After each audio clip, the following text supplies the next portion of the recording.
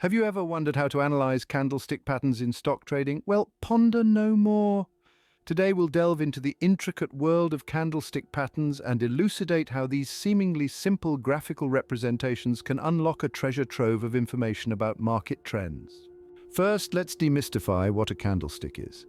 Originating from Japan over 4 centuries ago, a candlestick represents 4 key price points: the opening, closing, high, and low prices within a specific time period.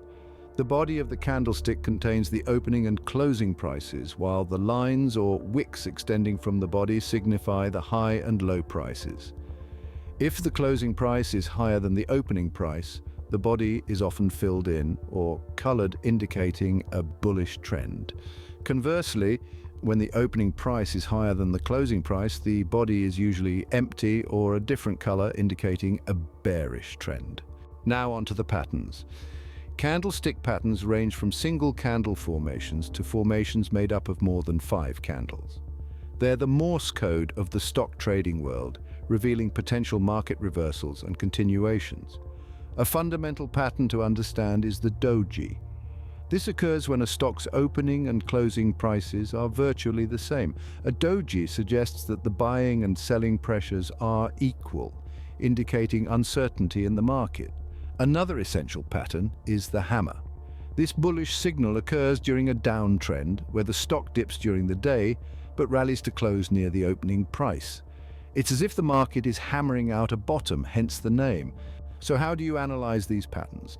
The first step involves understanding the context. A candlestick pattern doesn't exist in a vacuum. It's crucial to interpret each pattern within the context of preceding candlesticks. Next, consider volume. Volume is the number of shares traded within a specific time frame. A high volume suggests strong investor interest and validates the candlestick pattern. Lastly, remember that candlestick patterns are probabilistic, not definitive. They indicate what's likely to happen, not what will definitely happen. Therefore, it's advisable to use candlestick patterns in conjunction with other forms of technical analysis for a more comprehensive view of the market.